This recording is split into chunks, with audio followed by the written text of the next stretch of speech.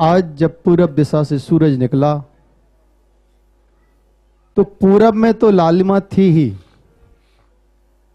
लेकिन जिस जिस दिशा की ओर, जिस जिस मंदिर और नसिया की ओर मुनि श्री के कदम बढ़ रहे थे, वहां वहां के श्रावकों के चेहरे पर भी लालिमा थी। एक आभा थी, एक खुशी थी, एक आनंद था। क्यों? आखिर क्योंकि वो पल जीवंत हो रहे थे। 4 माह से आप प्रतीक्षारत थे कि कब महाराज जी हमारे मंदिर में आए, हमारे द्वार के आगे से गुजरे। तो आज जिनके भाग जगे, किसी ने कहा है सुख पाले पल के आंचल में, यह पल भी कल हो आज चला। कुछ क्षण तो सुख के हाथ लगे, फिर दुख के हाथों जाए चला। तो सुख के यही क्षण हैं जो देव शास्त्र गुरु के करीब व्यतीत होते हैं। आज आप सब सौभाग्यशाली हैं अम्बावाड़ी के श्रावक श्राविकाएं कि पूज्य मुनि श्री प्रमाण सागर जी, विराट सागर जी महाराज जी के चरण शिवजी गोदा की नसिया से बिहार करते हुए श्री विजयलाल पांड्या की नसिया और फिर 18 महाराज का मंदिर, 18 महाराज 18 जिन प्रतिमाएं वहां विराजमान हैं, और फिर जयपुर का सुप्रसिद्ध सोनियान पारसनाथ मंदिर जहां दिव्याति दिव्य खड़गासन में भगवान पारसनाथ विराजमान है, और फिर उसके बाद भगवान महावीर का वो मंदिर जहां प्राचीन पाषाण की खड़गासन में भगवान महावीर की दिव्य प्रतिमा विराजमान है। वहां मुनि श्री दिव्य दर्शन करते हुए खजांची की नसिया की ओर बढ़े। और सबसे बड़ी बात, आज मुनि श्री एक ऐसे मंदिर में भी पहुंचे जिसमें भगवान की मूर्ति तो नहीं है, लेकिन भगवान रहते हैं। क्योंकि हमारे भगवान महावीर का यही संदेश है, जियो और जीने दो। भगवान महावीर का सबसे पहला संदेश है सेवा। तो आरोग्य भारती, जहां इस युग के महान वैद्य श्री सुशील जी वैदराज जी, जो वैयावृत्त और ध्यान के माध्यम से इस देश और समाज की सेवा कर रहे हैं, उस मंदिर में भी, आरोग्य के मंदिर में मुनि श्री के चरण पड़े और वहां से गमन करके मुनि श्री आज आप सबके बीच अम्बावाड़ी में विराजमान है। कल प्रातःकाल यहां से बिहार होकर झोटवाड़ा की ओर महाराज जी कदम बढ़ेंगे। प्रातःकाल 8:30 बजे वहीं मुनि श्री का मंगल प्रवचन होगा और संध्या काल 5:30 पर वहीं आचार्य भक्ति होगी और शंका समाधान भी कल वहीं होगा। शेष सूचनाएं आपको कल यथावत समय पर दी जाएंगी। आइए जान लेते हैं वो कौन लोग हैं जिन्होंने अपने पलों को, क्षणों को आज सार्थक किया है गुणायतन से जुड़कर। क्योंकि गुणायतन वो स्थान है, जब बन जाएगा तो कुछ लोग कहेंगे हमने ऐसा तो सोचा ही नहीं था।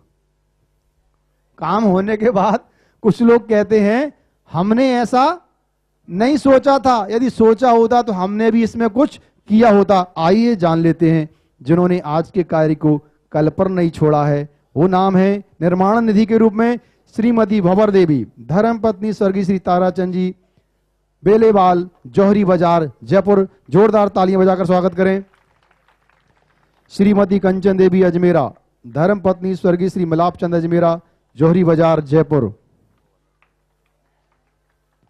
श्रीमती उषा जैन, धर्मपत्नी श्री डॉक्टर GD जैन, ग्वालियर। श्रीमती श्री महेंद्र कुमार जैन, पुत्र Shri Jamnalal Jain, Amer road, Jaipur. Shri Sampat Jain, station road, Jaipur. Shri Prakash Chand Jain, Nashik. Shrimati Maina Devi, भौसा सागर। श्री किस्तूर चंद, श्रीमती अनीता अनिल सुनील, फिरोजाबाद। श्री सुरेश काला, श्रीमती वीना काला, अम्बावाड़ी, जयपुर। श्री राहुल जैन, श्रीमती शिखा जैन, अम्बावाड़ी, जयपुर। आइए जान लेते हैं उनके नाम जो आज गुणायतन के सूत्रधार बने हैं। श्री कुंदन लाल जैन, शिवजी गोधों की नसिया, जयपुर।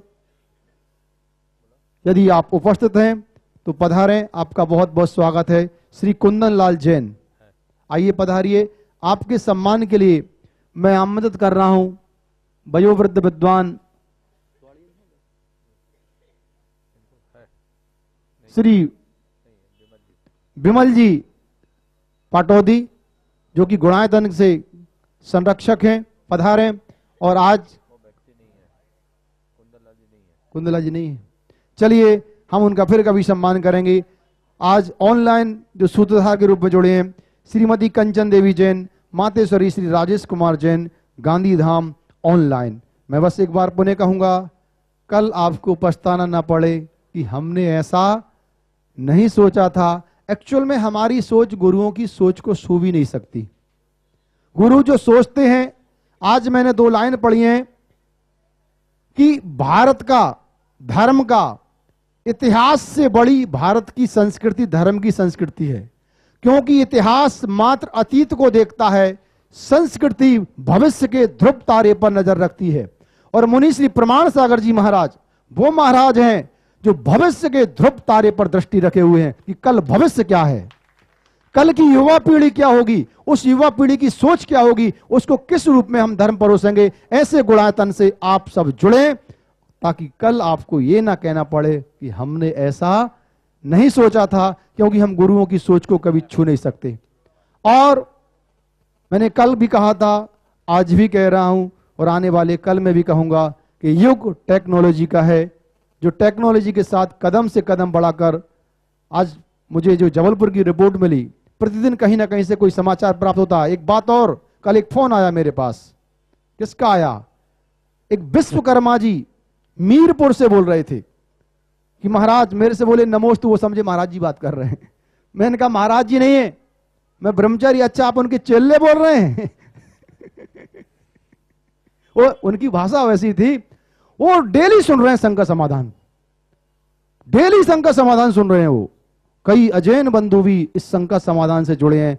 आप भी प्रण करें कि आप भी संघ का समाधान से 2 लोगों को जोड़ेंगे।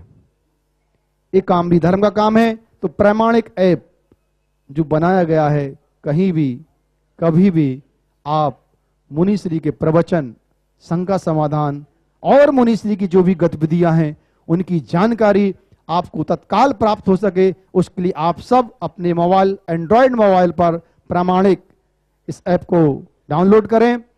अभी अन्य माध्यमों पर ये उपलब्ध नहीं है, लेकिन हमारी कोशिश है कि शीघ्र ही अन्य माध्यमों पर भी ये ऐप आपको उपलब्ध होगा। आप अवश्य इसको डाउनलोड करें। और अब मैं बिना किसी देरी के प्रश्नकर्ताओं को आमंत्रित करता हूं। आज शनिवार है, आज नहीं है। मेरे बहुत से बच्चे लाइन में गुल्लक वगैरह देख के मैं समझा शनिवार है। और वैसे महाराज जी आपके साथ पता ही नहीं पड़ रहा कौन सा वार कब। शुक्रवार है, कल शनिवार भी हो जाएगा, बच्चों का दिन होगा। आज कुछ बच्चे गुल्लक लेकर आए हैं, पहले सबसे पहले वही आ जाएं, अपना नाम बोलें, अपना प्रश्न पूछ लें और गुल्लक दे दें। महाराज जी, मेरा नाम स्पर्श जैन है, मेरे भाई का नाम अर्श जैन है। हम आप तो गुणायतन को अपनी जुल्लत देना चाहते हैं। बहुत बढ़िया, इधर दे दो। चलिए यहाँ ले आए। दूसरा एक बच्चा और दे दो, जिसको जिसको सबको बुला। बोलो। नमस्ते महाराज जी। वहीं बैठ जाओ। महाराज जी, मेरा नाम हर्ष जैन है। महाराज जी, मेरे को गुणायतन में अपनी गुल्लक देनी है। बहुत सुंदर। और किसको जल्दी आ। नमस्ते महाराज जी। हाँ सोनी, हाँ बोलो। ये देवी कहाँ से आई हैं? बोलो, हाँ घबरा जाएगी। बोलो अपना नाम बोलो। तो तुम बता दो, तुम बता दो। अन्ना जैन। हाँ दे दो, ठीक है, वहीं ले लो। यहाँ ले आओ, यहाँ ले आओ, आ जाओ, चलो आ जाओ। हाँ बोलो तुम। नमस्ते महाराज जी, मैं गुणायतन के लिए गुल्लक लाया हूँ। अपना नाम बता दो। मेरा नाम आर्यन जैन है। बहुत बढ़िया, 2 लाए हूँ। चलो हो गया। अब प्रश्न। श्रीमती पायल जैन, श्रीमती चंद्रप्रभा सेठी, श्री राहुल जैन, श्री अशोक सौगानी, श्री अजय बोहरा, आप सब क्रम से तैयार रहें। नमोस्तु महाराज जी, पायल जैन अम्बावाड़ी से। मेरा प्रश्न ये है कि परिक्रमा लेते समय क्या महिलाओं को अधिकार है वेदी छूने का? अगर नहीं तो क्यों? और अगर छू ले तो क्या उससे पाप लगेगा? मेरी राय में फेरी देते समय क्या हो रहा है, मेरी राय में फेरी देते समय महिलाएं क्या, पुरुषों को भी वेदी नहीं छूना चाहिए, क्योंकि वेदी का स्पर्श शुद्ध अवस्था में ही करना चाहिए। जब आप लोग फेरी पे देते हैं, कौन जो आपके सामान्य वस्त्र होते हैं उन्हीं वस्त्रों में रहते हैं, तो छुए क्यों, और वेदी को क्यों छुए, भगवान को ढोक दें, ये मर्यादा है। धन्यवाद। धन्यवाद नहीं, नमोस्तु। हाँ चलो। श्रीमती नमस्ते चंद्रप्रभा सेठी। हाँ, इसी को बोलते हैं अभ्यास। नमोस्तु महाराज, नमोस्तु। हाँ, मेरा प्रश्न यह है कि यदि अपने ब्लड रिलेशन के अंदर किसी कारणवश वैमनस्य हो जाए और लंबे समय तक चले और अपन उससे क्षमा मांग लें, तो उस व्यक्ति को क्या राग द्वेष का कर्म बनता है? देखो जितने देर वैमनस्य चला उतने देर तो राग द्वेष का कर्म बंधा, लेकिन आपने उस वैमनस्य को खत्म कर दिया तो आगे की संतति रुक गई, और मन में पवित्रता आ जाए तो उस बंधे हुए कर्म को भी आप साफ कर सकते हैं। नमोस्तु महाराज। श्री राहुल जैन। फटाफट। नमस्ते गुरुदेव, मैं राहुल जैन जयपुर से हूँ। मेरा प्रश्न ये है कि एक श्रावक अपने गुरु के साथ में रहता है, और अगर वो सुबह शौच क्रिया, आहार क्रिया, विहार क्रिया और वैयावृत्ति में साथ रहता है, तो उसको अगर क्रम अनुसार रखा जाए, वैसे फल तो उसको चारों में मिलेगा, क्रम अनुसार रखें तो पहले नंबर पे कौन सा आएगा? और देखो सेवा और भक्ति के क्षेत्र में किसी का क्रम नहीं होता, जब मौका मिल जाए और जहां आवश्यकता हो जब वही करो। किसी कारण आप कोई सोचे कि मुझे आहार का ही सबसे ज्यादा पुण्य मिलता है, मैं बोल दूं आहार में सबसे ज्यादा पुण्य मिलेगा, तो बाकी क्रियाओं में कोई आएगा ही नहीं, समझ गए। और कोई कह दे कि महाराज की परिचर्या में सम्मिलित होने में पुण्य मिलता है, तो उसी में सम्मिलित हो जाओ, तो भोजन नहीं कराओगे तो परिचर्या किसके कराओगे? तो ये जहां जब जिसकी आवश्यकता, जैसी आवश्यकता तदनुरूप कार्य संपन्न करना चाहिए। नमस्ते गुरुदेव। श्री अशोक सौगानी। अशोक सौगानी। अजय बोहरा। नमस्तु महाराज जी, नमस्तु नमस्तु। मेरा प्रश्न मोक्ष शास्त्र के 6ठे अध्याय में सूत्र नंबर 13 से है। केवली श्रुत संग धर्म देवा वर्णवादो दर्शन मोहस्य। हाँ, मोहस्य। तो ये देवों की जो बात कही है टीकाकार ने, आगे लिखा है हमें देवों के बारे में ये नहीं बोलना चाहिए कि वो शराब पीते हैं, शराब का सेवन करते हैं, मांस का सेवन करते हैं, या वो त्रिशूल रखते हैं या तलवार रखते हैं, तो ये अवर्णवाद में आएगा और दर्शनीय मोहनीय कर्म का आश्रय होगा। तो क्षेत्रपाल के बारे में समाज में 2 टुकड़े हैं, तो एक जो वर्ग है वो ज्यादा ही अवर्णवाद करता है, तो उनको कौन सा दोष लगता है? देखो अवर्णवाद करने से तो दर्शन मोहनी का बंध होगा ही। दूसरी बात, जिनेंद्र भगवान वीतराग देव के समकक्ष यदि आप किसी भी देवी देवता को बनाते हैं तो देव मूर्ता वहां सम्यक है ही नहीं, वो मिथ्या दृष्टि, और मिथ्या दृष्टि तो दर्शन मोहनी का बंध करेगा ही, वो अपने संसार का विस्तार करेगा। मैं तो एक ही पंक्ति इस संदर्भ में कहना चाहता हूँ, बहुत कठिनाई से जिन शासन की शरण मिली है, बड़ी दुर्लभता से, और जिन शासन की शरण में आने के बाद वीतरागता को अपने जीवन का आदर्श बनाओ। अगर वीतराग के शरण में आने के बाद भी वीतरागता की तरफ हमारा झुकाव नहीं बढ़ा, तो समझना अभी संसार बहुत लंबा है, बहुत लंबा है। नमस्ते महाराज जी, नमस्ते। अजय बोहरा। नमस्ते गुरुदेव, नमस्ते गुरुदेव, नमस्ते नमस्ते गुरुदेव। मेरी शंका यह है, श्री जी की पक्षाल के लिए थाल में जब श्री जी को विराजमान करते हैं तो वहां पे स्वास्तिक बनाए, ओम बनाए या श्री बनाए? स्वस्तिक, स्वस्तिकोपरि पुष्पांजलि छिपेत, ऐसा शास्त्र का उल्लेख है। नमस्ते। मास्टर अरिहंत जैन, श्री नरेंद्र कुमार काला और दिनेश जी पापड़ीवाल तैयार रहेंगे। दिनेश जी पापड़ीवाल, नरेंद्र कुमार काला, श्री आर्यन जैन, जो सामने जल्दी आओ, जो सामने उनको आगे बढ़ा दें।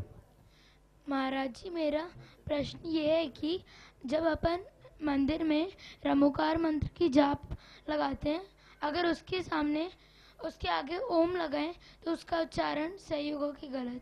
ओम लगाने से ओम एक पल्लव के रूप में जुड़ जाएगा, मंत्र का रूप बदल जाएगा। तो नमोकार को नमोकार के रूप में पढ़ेंगे तो अलग फल है, और ओम आदि को लगा करके पढ़ेंगे तो अलग फल है, निष्फल नहीं है। चलिए। नमस्ते महाराज जी, मेरा प्रश्न है कि अभिषेक करने के लिए जो लोग आते हैं वो सीधे ही मंदिर में आके अभिषेक कर लेते हैं, अभिषेक पाठ भी नहीं बोल पाते हैं, क्या ये सही है? देखो, अभिषेक करने का मतलब ये नहीं कि भगवान को नहला देना, भगवान को स्नापन कराओ, लेकिन विनय पूर्वक, बहुमान पूर्वक। मैं आपसे एक सवाल करता हूँ, आप बैठे हों और कोई आदमी आया और आप पर एक मग पानी उड़ेल दे तो आपको क्या लगेगा? सही गलत है? बोलो, कैसा लगेगा? गुस्सा आएगा? अच्छा लगेगा?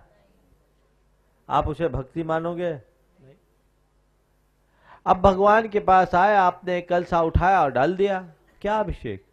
अभिषेक पाठ तो बोलना है। अभिषेक के लिए अपनी भाव दशा बनाओ, अभिषेक पाठ करो, अभिषेक प्रतिज्ञा करो, विनय पूर्वक भगवान को सिंहासन पर विराजो। सिंहासन पर विराजमान करने से पहले पहले सिंहासन को लगाओ और उसके जो अभिषेक पाठ का अर्थ है उसको सोचो, उसमें खो जाओ, डूब जाओ, तब तुम्हें अभिषेक के आनंद की अनुभूति होगी। क्या अभिषेक है? मैं त्रिलोकीनाथ को कहाँ विराजमान करने जा रहा हूँ और किस रूप में विराजमान करने जा रहा हूँ। जब इस रीति से अभिषेक करोगे तो आपको अभिषेक का सही लाभ मिलेगा, अन्यथा नहीं। जो लोग अभिषेक पाठ में शामिल न होकर के केवल भगवान पर कलश धारते हैं, उनकी क्रिया का उन्हें वांछित परिणाम नहीं मिलेगा। आगे क्रम से तैयार रहेंगे श्रीमती मंजू ठोलिया, श्रीमती शेखा जैन, श्री शोभा सिंगई। और महाराज जी, एक प्रश्न में जो प्रमाणिक ऐप पर प्राप्त हुआ है, श्री रवि सेठी कोल्हापुर से पूछ रहे हैं कि अणुव्रति से महाव्रति बनकर रत्नत्रय धर्म करने में प्रत्याख्यान नाम कर्म रोक लगाता है, उस कर्म का उपशम करने के लिए क्या पुरुषार्थ करना चाहिए? और हम मुनिश्री 7वीं प्रतिमा का पालन करने के लिए संकल्पित हैं, कृपया मार्गदर्शन करें। देखिए, चारित्र मोहिनी कर्म में प्रत्याख्यान अप्रत्याख्यान आदि का जो उपशम होता है वो श्रेणी में होता है, नीचे नहीं होता। अनंतानुबंधी का अनुदय रूप उपशम होता है, इनका तो 6 उपशम होता है। तो अपने विरोधी कर्मों के 6 उपशम का एक ही उपाय है, भाव विशुद्धि की अभिवृद्धि, वैराग्य की अभिवृद्धि।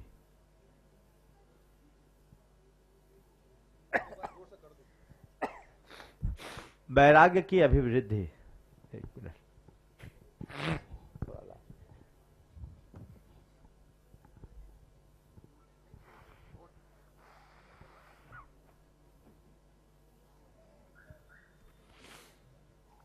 वैराग्य की वृद्धि। आप अपने वैराग्य भाव को जितना बढ़ा सके बढ़ाएं, गुरुओं का समागम करें। आपकी वैराग्य भाव में जितनी वृद्धि होगी, आपके विशुद्धि स्थान उतने बढ़ेंगे, और जितने विशुद्धि स्थान बढ़ेंगे, आप अपने लक्ष्य के उतने ही नजदीक पहुंचेंगे।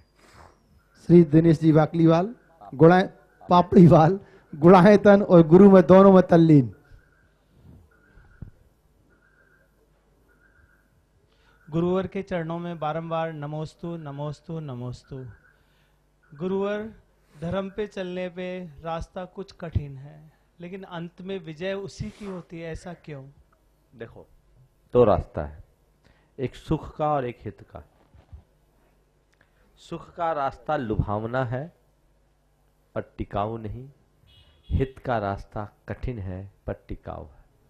जैसे एक आदमी बीमार हो, पेट खराब,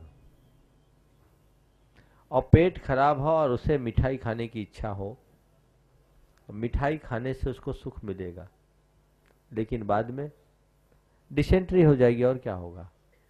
होगा ना? तो मिठाई खाया, सुख मिला, परिणाम उल्टा निकला। और यदि कोई व्यक्ति का पेट खराब हो और उसे ये कहा जाए कि भाई इस समय तुम्हें मिठाई क्या, उपवास रखना चाहिए, उपवास रखोगे, कुछ भी खाओगे पियोगे नहीं, खाना पीना छोड़ोगे, तो तुम्हारा पेट जल्दी ठीक हो जाएगा और तुम इस पीड़ा से भी मुक्त हो जाओगे। ये हित का रास्ता है। इसमें थोड़ी देर के लिए तकलीफ है, लेकिन दीर्घकालिक आनंद है, अनुभूति है। धर्म का मार्ग हित का मार्ग है, और भोग का मार्ग तात्कालिक सुख का मार्ग है। लोग लुभावने सुख की ओर ज्यादा आकर्षित होते हैं, चिरस्थिर आनंद देने वाले धर्म की तरफ उनका झुकाव कम होता है। और धर्म की तरफ झुकाव कब होता है? जब उनकी तरफ से उनके मन में वितृष्णा का भाव जगता रहे, देख लिया कुछ सार नहीं है, उकताहट, वैराग्य, उदासीनता का भाव, जब तक मनुष्य के मन में भोगों से विमुखता नहीं होती, सच्चे अर्थों में धर्म से अनुराग नहीं जगता। और धर्म का जब तक अनुराग नहीं बढ़ता तब तक जीवन का आनंद नहीं आता। नमोस्तु गुरुवर, नमोस्तु नमोस्तु। श्री सुरेश पांड्या, कोलकाता। नमस्ते महाराज, नमस्ते महाराज, नमस्ते महाराज। मेरी जिज्ञासा ये है, मेरी जिज्ञासा ये है कि समय शिखर जी से 20 तीर्थंकर मोक्ष गए हैं और प्रत्येक टोंक से इतने मुनि अनंत अनंत कोड़ा कोड़ी, तो क्या वहाँ पे इतना स्पेस था मोक्ष गए? एक साथ थोड़ी गए, समस्या नहीं है। ये एक कोड़ा कोड़ी सागर के काल में गए, 42,000 वर्ष कम, ऋषभ देव से महावीर पर। नमस्ते। टेंशन मत रखिए, आप जाएंगे, आपके लिए भी जगह उपलब्ध होगी। प्रमाणिक ऐप पर इसी आशय का एक प्रश्न है। श्री गौरव बाकलीवाल, इंदौर, 17 वर्ष, पूछ रहे हैं कि अगर शेखर जी की वंदना करने से कई करोड़ उपवास का फल मिलता है तो 10-15 उपवास करके भोज करवाने की क्या आवश्यकता है? देखिए, उपवास करके भोज करवाने की तो कोई आवश्यकता नहीं है। मैं तो कहता हूँ तुम उपवास करो और लोगों को भोज दो। होना तो ये चाहिए कि जो उपवास करे लोग उसको भोज दे। ये तो उल्टी परिपाटी है, धर्म से इसका कोई नाता नहीं है। हाँ, दूसरी बात, उपवास क्यों करें तो ध्यान रखो, वो उपवास सम्मेद शिखर की वंदना का है जो स्कीम में मिला हुआ उपवास है, और यहाँ तुम जो अपनी बुद्धि से उपवास ग्रहण करोगे वो तुम्हारे त्याग और तपस्या का उपवास है। आगे। हाँ, नमोस्तु महाराज जी, मेरा नाम शिखा जैन है। मेरा प्रश्न यह है कि महाराज जी, धर्म के प्रति दृढ़ता कैसे लाऊं? थोड़ी देर तो मन लगता है, फिर उसके बाद इधर धर्म के प्रति दृढ़ता लाने का सबसे अच्छा उपाय है, आपकी जो मोबाइल हाथ में रखी है ना, सुनो सुनो, हंसो नहीं, आपको समझा रहा, अभी पेनाल्टी नहीं लगाएंगे। आपके हाथ में मोबाइल है, मोबाइल का फंक्शन कब तक चलता है बोलो? जब तक चार्ज रहती है बैटरी चार्ज होती है, और बैटरी जब डिस्चार्ज हो जाती है तो आप क्या करती हैं? चार्जिंग पे लगा दो। कहाँ लगाती चार्जिंग पे? स्विच, पावर पॉइंट पे। पावर पॉइंट फिक्स स्थान पर है कि कहीं भी पावर पॉइंट रहता है? नहीं, फिक्स है महाराज जी। तो बस समझ लो, जब तुम्हारी बैटरी डिस्चार्ज होने लगे ना तो पावर पॉइंट के पास चले जाओ, फुल चार्ज हो जाएगी और फिर इस्तेमाल करना। समझ गए? चलिए।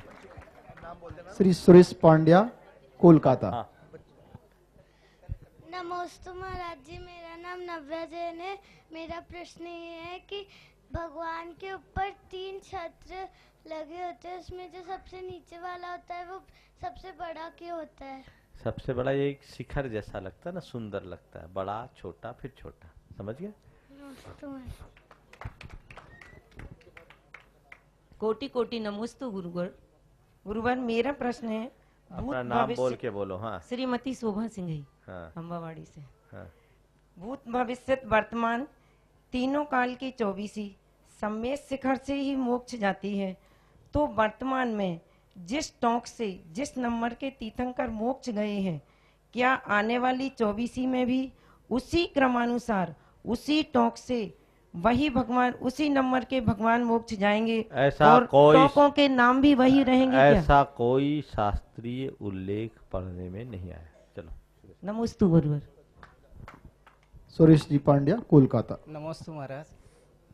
महाराज, ये 4 कसाय और 6 लेस्याओं में 4 कसाई और 6 लेस्याओं में क्या विशेष अंतर है या क्या सामंजस्य है? देखिए, कषाय अलग है, लेशा अलग है। लेशा किसको बोलते हैं? कषायोदयानुरंजित योग प्रवृत्ति लेशा। कषाय और योग की मिश्रित प्रवृत्ति का नाम लेशा है। पर एक बात ध्यान रखना, अनंतानुबंधी कषाय के उदय में भी शुक्ल लेशा हो सकती है। हाँ, और क्वचित कदाचित संज्वलन के उदय में भी कृष्ण लेशा हो सकती है। सामान्य रूप से छठे गुण स्थान में 3 शुभ लेशाएं होती है, लेकिन पुलाक बकुस कुशील आदि की चलते हुए लिखा है कदाचित सडपी। लेशा विशुद्धि हमारे भावों के उतार चढ़ाव पर होती है।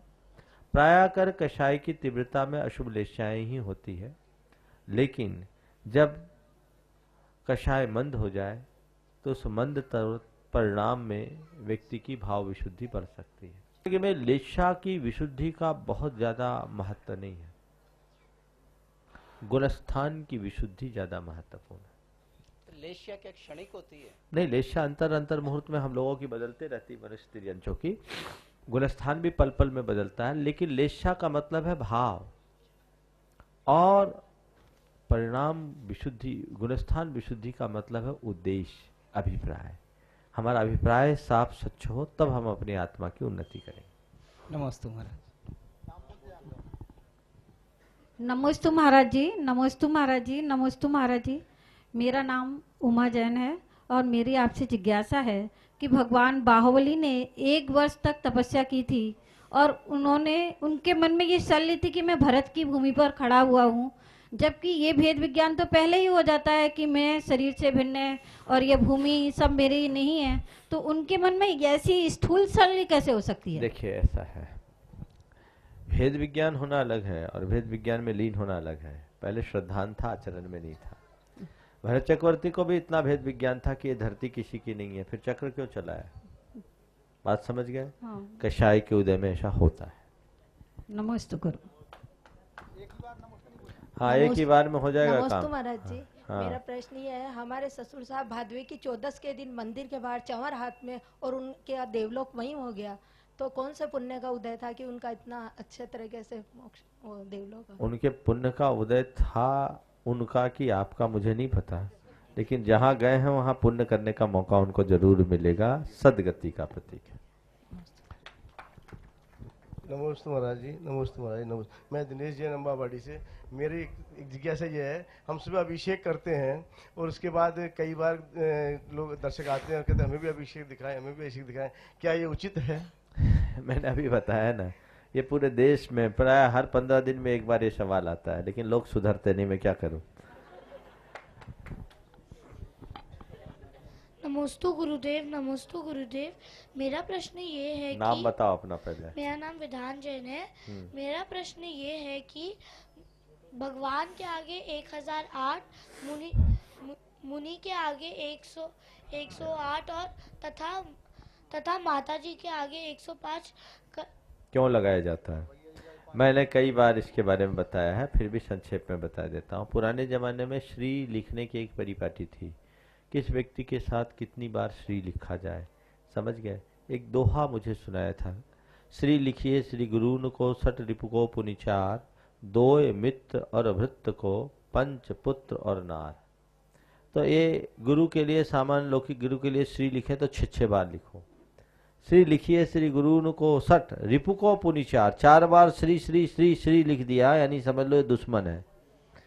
दोय मित्र और भृत्य को श्री श्री लिख दिया, मित्र को, नौकर चाकर को, और दोय पुत्र और भृत्य को, पंच पुत्र और नार, और 5 बार अपने पुत्र और पत्नी के लिए लिखा जाता था। तो ये एक परंपरा थी। तो भगवान के लिए कितनी बार लिखे? तो 1008 बार। 1008 बार क्यों लिखे? क्योंकि उनके 1008 नाम होते हैं। दूसरा, उनके शरीर में 900 व्यंजन और 108 लक्षण, स्वस्तिक श्रीवत्सादिक जो लक्षण होते हैं ना, वो होते हैं। इसलिए भगवान के नाम के साथ 1008, मुनियों के 108 गुण होते हैं। मैंने 108 को ब्रह्म का प्रतीक भी बताया, कई बार बता दिया, इसलिए आज दोहरा नहीं रहा हूँ। इसलिए 108 होते हैं, और एलक शुलक और आरिकाओं के भी 105 गुण होते हैं, इसलिए उनके नाम के आगे 105 बार श्री लगाया जाता है। नमोस्तु मुनिश्री, आपके चरणों में कोटि कोटि नमन। अम्बावाड़ी से कमलेश चांदवाड़। मेरा प्रश्न ये है, जब हम डेली पक्षालजी करते हैं उस समय ये हमारी पक्षालजी करीबन 1 घंटे चलती है। इसी दौरान जो भी पक्षालजी करके निकलता है वह थाल में से गंदों तक ले लेता है, तो क्या ये उचित है या नहीं? देखो, अब 1 घंटे तक प्रक्षाल चल रहा है। अब हर आदमी 1 घंटे तक रोज प्रैक्टिकली मंदिर में रुके गंदोदक लेने के लिए तो थोड़ा सा कष्ट लगता है। उसके लिए गंदोदक निकाल कर अलग रख देना चाहिए और उससे लोग ले लें।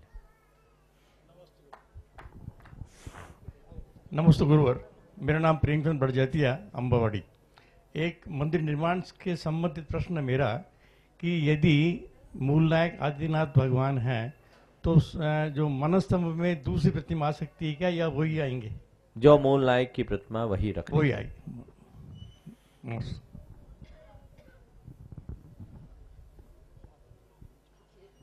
महाराज जी, मेरा प्रश्न ये है कि तत्वार सूत्र में लिखा है कि निंदा करने से नीच गति का गोत्र का बंद होता है, और निंदा से सभी जीव अधिकांश लोग निंदा करते हैं, तो क्या सभी को नीच गोत्र का बंद होता है? ज्यादातर इस पंचम काल में है ना, क्या होगा, यहाँ के मनुष्य और त्रियंच ज्यादातर नारकी बनेंगे या त्रियंच बनेंगे, समझ गए?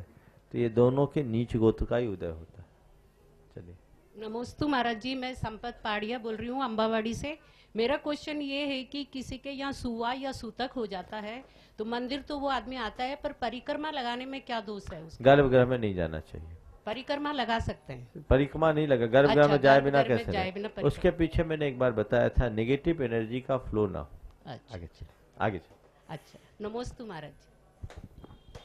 नमोस्तु महाराज जी, मेरा नाम विधि बरजात्या है, मैं अम्बाबाड़ी से हूँ। मेरा प्रश्न ये है कि जब भी हम कोई चद्दर या कपड़े पहनते हैं उनमें चित्र बने हुए होते हैं जानवरों के, किसी भी चीज़ों के, तो घर वाले मना क्यों करते हैं? ये सही है या गलत है? अच्छा ये बताओ, हमने किसी के चित्र को पहना, उस पर बैठे, तो एक प्रकार से वो अच्छा, तुम्हारे चित्र को कोई पहनेगा तुम्हें अच्छा लगेगा? नहीं। तो वो भी प्राणी है, उनके प्रति हमारी संवेदना होनी चाहिए और मन में ऐसी दया की भावना होनी चाहिए कि मैं किसी प्राणी को न सताऊं। प्राणी को सताना तो बहुत दूर की बात है, किसी के चित्र के प्रति भी मेरे मन में बुरे भाव ना आए। ये अहिंसा की प्रबल भावना को की अभिव्यक्ति है, समझ गए? इसलिए मान लेना चाहिए।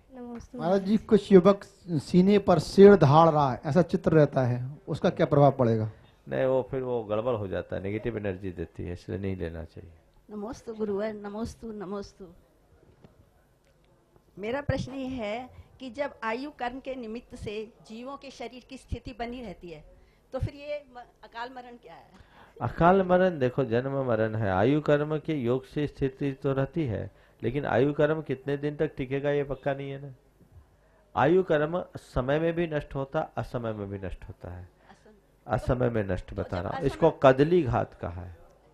कदली घात कैसे होता है? जैसे केले का पेड़ एक बार फल देता है, तो फल उग गया, उसके बाद दोबारा उसमें फल नहीं होता, उसके बगल में एक दूसरा अंकुर उत्पन्न हो जाता है। तो किसान लोग क्या करते हैं कि नए अंकुर को पर्याप्त रस मिले, इस भाव से पुराने हरे भरे पेड़ को काट डालते हैं।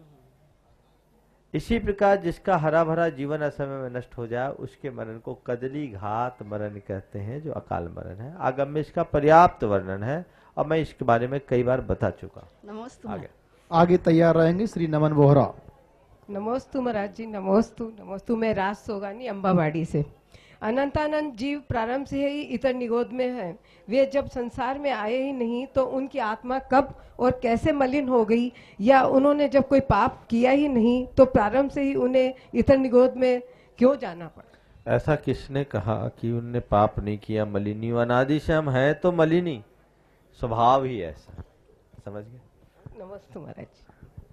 नमोस्तु महाराज श्री, मेरा नाम सरोज एक जैन गाथा है। अति पैडी शील सहाबो जीवांगाना मनाई संबंधो कन्यो वलम मलम्बा, कि ये जीव का अनादि से ऐसा संबंध है। हाँ, मेरा नाम सरोज जैन है, मैं अम्बावाड़ी से ही हूँ।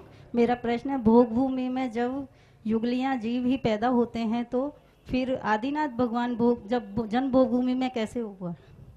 भोग भूमि में युगलिया जीव ही जन्म लेते हैं, तो आदिनाथ भगवान भोग भूमि में कैसे उत्पन्न हुए? हाँ। ये भोग भूमि के अंत में उत्पन्न हुए, समझ गए? इसलिए ऐसा नमस्ते महाराज। धीरे धीरे सिस्टम बदलता है और ये हुंडा और नमस्ते सतरी महाराज की जी, देन है। रतनलाल गंगवाल शास्त्री नगर से। मेरा प्रश्न है, कर्म वर्णनाएं पुद्गल हैं, पुद्गल के स्पर्श रस गंध और वर्ण गुण इसमें हैं, इसको किस प्रकार जाना जा सकता है? और मूर्तिक कर्म वर्णनाएं अमूर्तिक आत्मा के साथ एक में कैसे हो सकती? देखिए, कर्म वर्गनाओं में स्पर्श रस गंध वर्ण है, वो सूक्ष्म है, हम स्थूल ज्ञान के द्वारा उसे नहीं जान सकते। और मूर्तिक कर्म अमूर्तिक आत्मा से नहीं बनता। संसारी प्राणी कथनचित अमूर्तिक नहीं मूर्तिक है। चलिए। नमस्ते महाराज जी, मेरा नाम श्वेता सेठी अम्बावाड़ी से। मेरा प्रश्न है कि ये जो रोजमर्रा में काम आने वाले जो हमारे नल है उसमें कपड़ा बांध के रखते हैं, तो उनकी जीवानी कैसे करनी चाहिए महाराज जी? ये केवल एक परंपरा है। ठीक। आगे बोलो। नमस्ते महाराज जी, मेरा नाम सुलोचना जैन है। मैं दादी के फाटक से आई हूँ।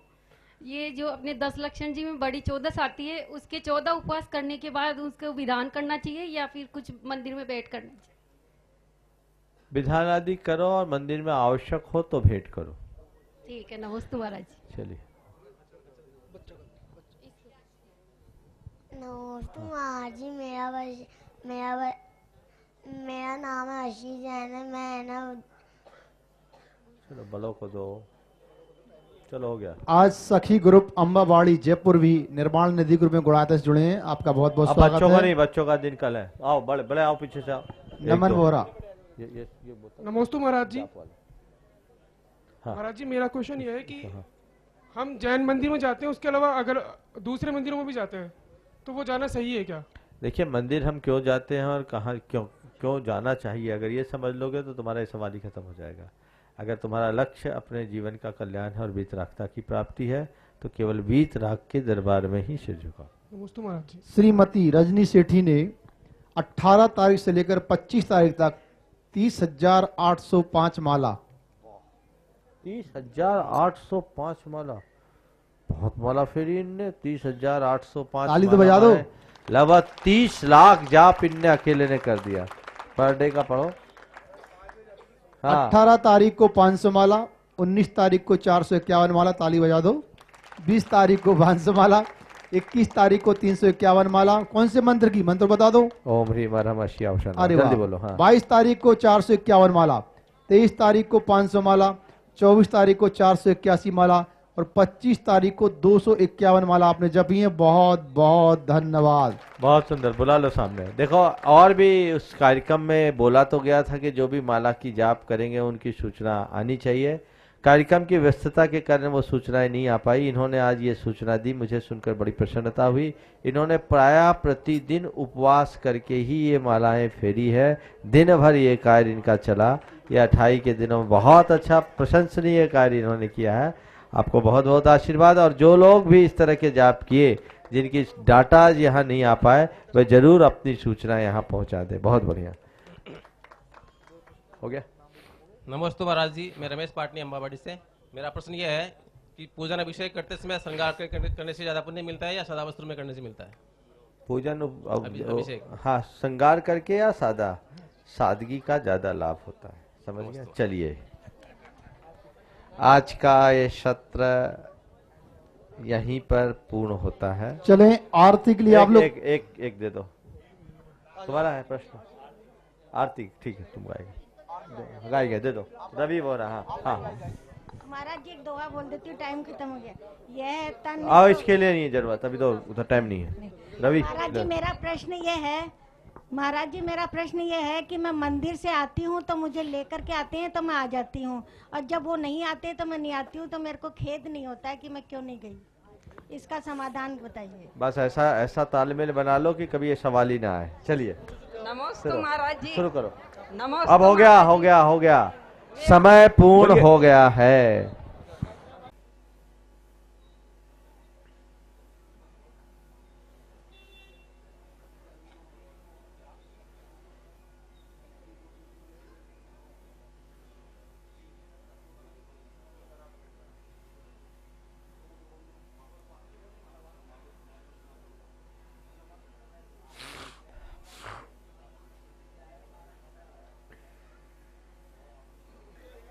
और ये सत्र प्रारंभ हो रहा है। मैं पहले प्रश्न जिन नाम ले रहा हूं उस क्रम से आप लोग सब तैयार रहेंगे।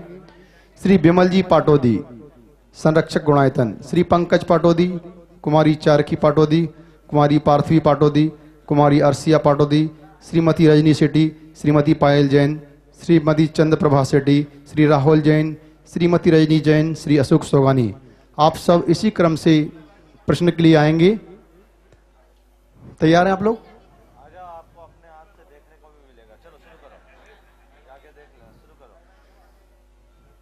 श्री बिमल जी पाटोदी अपने प्रश्न के साथ। सर को, अरुण सर को। हाँ। ओ हेलो, पूछो। नमस्ते भगवान। भगवान, नशिया क्या होती है? नशिया जी। नशिया शब्द जो बना है वो निषीदिका से बना है। निषीदिका का मतलब ऐसा स्थल जहाँ तीर्थंकरों को, मुनियों को केवल ज्ञान हुआ हो या समाधि हुई, अथवा जहाँ जाने से पाप का निषेध होता हो, अथवा जो नियमतः सिद्धि का कारण हो, उसको निषीदिका बोलते हैं। तो ये मंदिर निषीदिका का एक रूप नसिया है। नसिया माने एक ऐसा धर्मस्थल वर्तमान में जो चलन में है, खासकर राजस्थान में, और राजस्थान में भी जयपुर में। कल मैंने 9 नसिया के दर्शन किए, आज भी 1, 2, 3 नसिया के दर्शन आज हो गए। तो ये बहुत दर्शन है। ये शहर से लगा हुआ एक ऐसा शांत स्थल जहाँ जाकर लोग धर्म ध्यान कर सके, वो नसिया के रूप में प्रसिद्ध हुआ। श्री पंकज पाटोदी, आगे 4 की पाटोदी तैयार रहेंगे। हाँ, एक ही जन। अरुण इधर मानी। हाँ बोलो। नमोस्तु भगवान। माइक पास में लगा के बोले। नमोस्तु भगवान। मेरी कम करना, उसकी तेज करो। हाँ बोलो। महाराज साहब, आज की प्रतिस्पर्धा की दौड़ में आवाज तो देखो। हाँ, माइक खोलो। Hello hello. हाँ बोलो, आप बोलो। हाँ, नमोस्तु भगवान।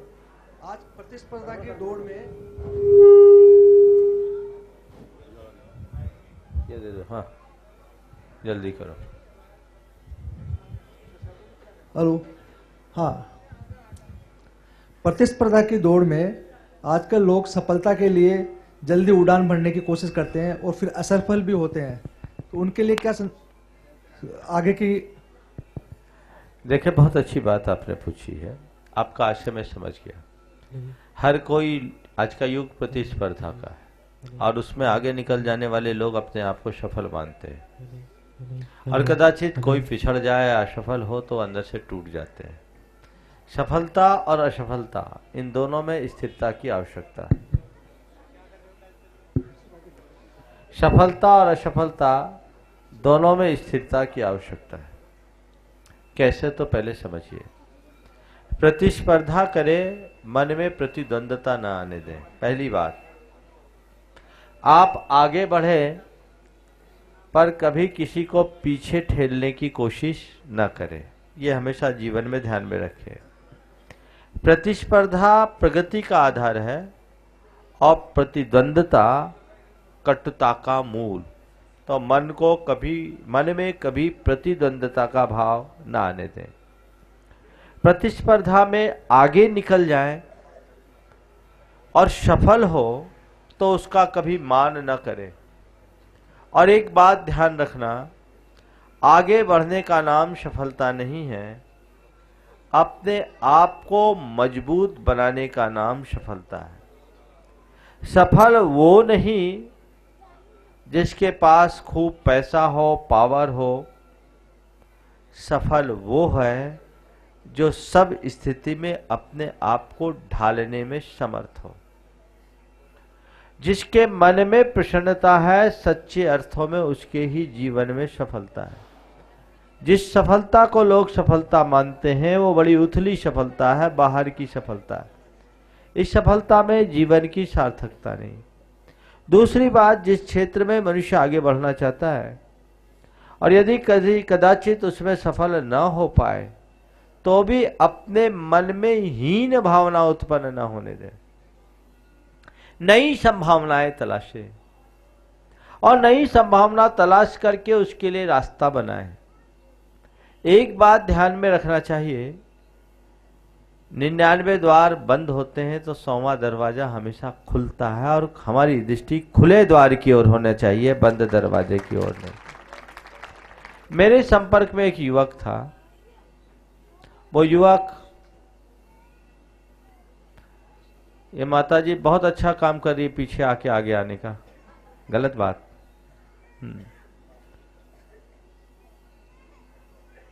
वो यूपीएससी में 3 बार बैठ गया, 2 बार इंटरव्यू भी दे आया, सिलेक्शन नहीं हुआ। और अपनी इस असफलता के कारण वो एकदम टूट चुका था।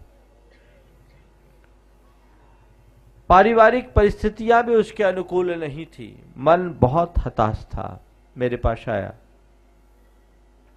मुझसे उसने अपनी व्यथा कही।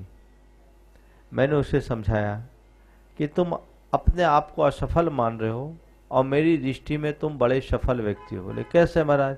हम बोले यूपीएससी में कितने लोग बैठते? बोले लाखों। लाखों में प्री कितने निकालते हैं? बोले हजारों।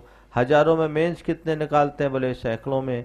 और सैकड़ों में इंटरव्यू में कितने जाते हैं? बोले महाराज जितनी सीट होती है उससे 3 गुने। हम बोले तुम उनमें शुमार हो? कितने लकी हो, लाखों में तुम शामिल हुए और 100, 200, 300, 400, 1000 के भीतर सीमित हो गए। तो ये कितना अंतर, तुम कितने आगे बढ़े, तुम सक्सेस हुए हो, तुम सफल हो। अपने आप को विफल मानना बंद करो। और एक बात ध्यान रखो, दुनिया में जिनका भी कैरियर है केवल आईएएस का कैरियर नहीं होता, हर क्षेत्र में रहने वाला व्यक्ति कैरियर बना लेता है। तुम हारो मत, अभी तुम्हारे पास एक अटेम्प्ट बाकी है और जब तक अटेम्प्ट बाकी है तुम अपना 100% उसमें समर्पित करो। मनुष्य के पास जब तक अवसर और अनुकूलता हो अपना प्रयास जारी रखना चाहिए। उस प्रयास में कोई कोर कसर नहीं छोड़नी चाहिए। तुम प्रयास करो और अभी कुछ सोचो ही नहीं कि मैं सफल नहीं हुआ। दुनिया में पहले दूसरे अटेम्प्ट में निकलने वाले आईएएस तो बहुत कम होते हैं, बल्कि 4-4 अटेम्प्ट पूरा करने के बाद निकलने वाले ज्यादा होते हैं। बोले अभी तुम्हारे पास अवसर है। मैंने उसे समझाया, झकझोरा। आपको सुनकर के बड़ा अच्छा लगेगा। उसने पूरी शक्ति के साथ अपना चौथा और आखिरी अटेम्प्ट किया और उसका 153वां रैंक आया। अभी वो इंडियन रेलवे सर्विस में अपना काम कर रहा है और जीवन में सफल हो गए।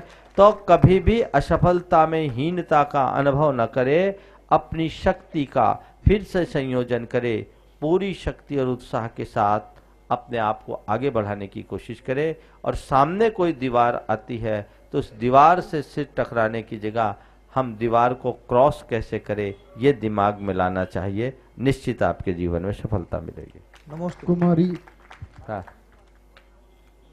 कुमारी चारवी पाटोदी। नमोस्तु महाराज जी, मेरा ये प्रश्न है कि आप जब आहार लेते हैं तो आपको बच्चों से आहार लेना ज़्यादा पसंद है या फिर बड़ों से? बड़े बच्चों को आने ही नहीं देते, क्या करें। सच पूछो तो बच्चों से जब मैं रूबरू होता हूँ तो बहुत अच्छा लगता है। और क्यों लगता है सो बता दूं, क्योंकि बच्चों में निश्चलता रहती है, इनमें कोई कृत्रिमता नहीं होती। आप बड़े लोग हो ना, आपको समझने में हम लोग कठिनाई होती है और बच्चों को समझने की जरूरत ही नहीं पड़ती, इसलिए बच्चों के साथ बहुत अच्छा लगता है। चलो। कुमारी पार्थिवी पाटोदी।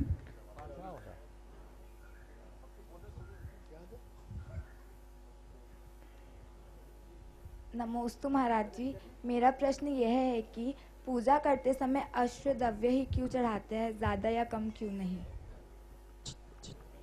पूजा करते समय अष्टद्रव्य क्यों चढ़ाते हैं? अष्टद्रव्य अष्टकर्म के विनाश का प्रतीक होता है। हमारे यहाँ 8 गुण है, अष्टद्रव्य है, इसलिए अष्टद्रव्य को चढ़ाया जाता है। चलो।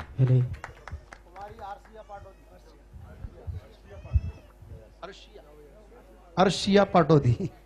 नमोस्तु महाराज जी, मेरा प्रश्न ये है कि गुणायतन का मतलब क्या होता है? गुणायतन का मतलब, देखो गुणायतन एक ऐसा सम्मेद शिखर जी में मंदिर बन रहा है जिसमें मंदिर के साथ साथ प्रत्येक व्यक्ति के गुणों को बढ़ाने के लिए एक बहुत अच्छा कार्यक्रम होगा। जैन धर्म में एक शब्द है गुणस्थान। गुणस्थान का मतलब होता है अपने भावों के उतार चढ़ाव को मापने का एक थर्मामीटर। समझ गए? तो हमारे भाव कैसे हैं, हमारे भाव कैसे रखने चाहिए, इसका पता सबको गुणायतन में मिलेगा। और वो बहुत ही अलग तरीके से आज की जो एडवांस टेक्नोलॉजी है उसके माध्यम से देखने को मिलेगा। समझ गए? चलो। ऐसा कैसे बोल रहे? हाँ आओ जल्दी। माइक पे क्यों बोल रहे? तब तक तो वो जो है उससे बोलो।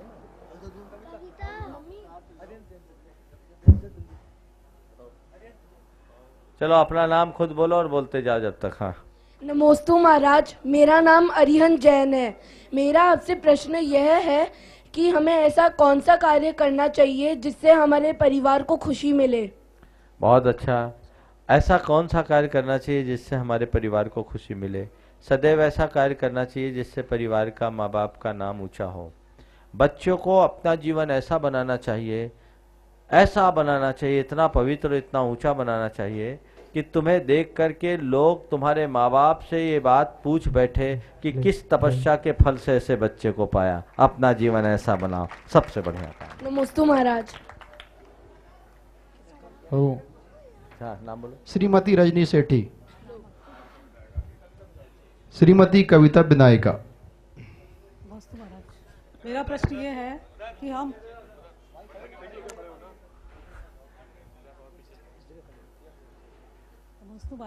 मेरा नाम रजनी सेठी है। मेरा प्रश्न ये है कि हम युवा बच्चों के प्रति धर्म को जोड़ने के लिए ऐसा कौन सा काम करें जो उनका रुझान धर्म की तरफ बढ़े। युवाओं और बच्चों को धर्म से जोड़ने के लिए आप धर्म करिए, अच्छे तरीके से धर्म करिए। धर्म के नाम पर कोई पाखंड मत जोड़िए, उन्हें धर्म थोपिए मत, उनके हृदय में धर्म की भावना जगाइए। हर बात को लॉजिकली उन्हें समझाइए ताकि बच्चों को ये समझ में आए कि धर्म का हमारे व्यवहारिक जीवन में कितना महत्व है।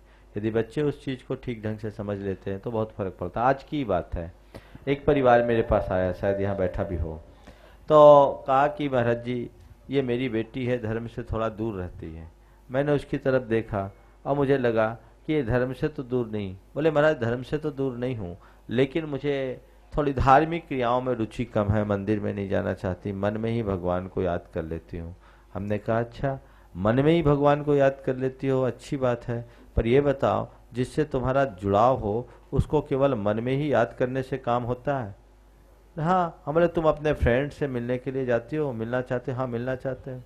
हमने महाराज से जुड़ाव है तो तुम आते हो? बोले हाँ आते हैं। महाराज बोले क्यों? जिससे जुड़ाव हो उससे मिला बिना रहने का मन होता? बोले नहीं महाराज मिले बिना रहने का मन नहीं होता। बोले फिर भगवान के पास क्यों नहीं जाते? बोले इसलिए नहीं जाते कि आप लोग बोलते हो और भगवान बोलते नहीं। बात सही कहा। हमने कहा नहीं, सुनो सुनो, अभी आपका उत्तर पूरा नहीं हुआ। हमने कहा नहीं, भगवान बोलते हैं लेकिन तुम भगवान से डायलॉग करना ही नहीं जानते। बोले महाराज वो तो मूर्ति है। मैंने कहा अच्छा ये बताओ, तुम्हारे पास तुम्हारे दादाजी की फोटो रखी जाए और उस पर कोई कहे कि मैं इस पर थूकूं तो तुम्हें कैसा लगेगा? बोला अच्छा नहीं लगेगा। बोले क्यों अच्छा नहीं लगेगा? वो तो फोटो है। बोले नहीं अपनी फोटो, अपने दादाजी की फोटो है। हमने कहा देखो, जब एक कागज की फोटो से तुम्हारा मन प्रभावित होता है तो भगवान की मूर्त से भी तुम्हारा मन प्रभावित हो सकता है। अपने आप पे सोचो कि भगवान जो मंदिर में विराजमान है मूर्त नहीं, साक्षात भगवान है, ध्यान में निमग्न है, और मैं अपनी बात, अपनी फरियाद भगवान के चरणों में अर्पित करने जाता हूँ, और भगवान मुझसे कुछ कहे या न कहे मेरी सुन जरूर लेते हैं, और यदि भगवान ने मेरा सुन लिया मेरा जीवन धन्य हो जाएगा।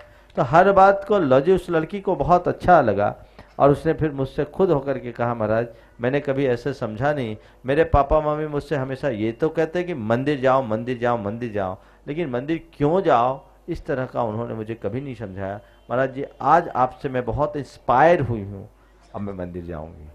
तो ऐसा प्रयास करना चाहिए। चलिए श्रीमती कविता विनायका आगे तैयार रहेंगे। श्रीमती रजनी सेठी, श्रीमती पायल जैन।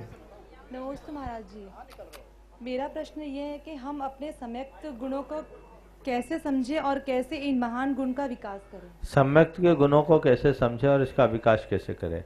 पहले तो आप सम्यक्त के गुणों को स्वरूप समझें और देखें कि मेरे किसी गुण में कमी तो नहीं आ रही है। खासकर प्रसंग, संवेग, अनुकंपा और आस्तिक ये सम्यक दर्शन के 4 गुण हैं। निसंकित आदि सम्यक दर्शन के 8 अंग है। इन पर आप पूरी दृढ़ता से नजर रखें और इसमें कहीं किसी प्रकार की कमी का एहसास या आभास न होने दें और ग्रहित मिथ्यात्व का त्याग करें। निरंतर शास्त्र का स्वाध्याय और गुरुओं का समागम करें तो आपका सम्यक्त न केवल पुष्ट होगा अपितु स्थिर भी बनेगा। श्रीमती रजनी सेठी। हो गया, आगे बोलो। श्रीमती पायल जैन। हाँ हाँ चलिए बोलिए। चलिए। हाँ नमोस्तु महाराज जी। महाराज जी मेरा प्रश्न ये है कि निराकुलता और आत्मानुभूति में परस्पर क्या संबंध है? क्या इनको एक माना जाए? निराकुलता और आत्मानुभूति जो निराकुल होता है वही आत्मानुभूति कर पाता है, और जिसको आत्मानुभूति तभी होती है जब सारी आकुलताएं खत्म हो जाती है। तो निराकुलता को हम दो रूप में ले सकते हैं, एक पूर्ण निराकुलता और एक आंशिक निराकुलता। मनुष्य की आसक्ति जैसे जैसे घटती है,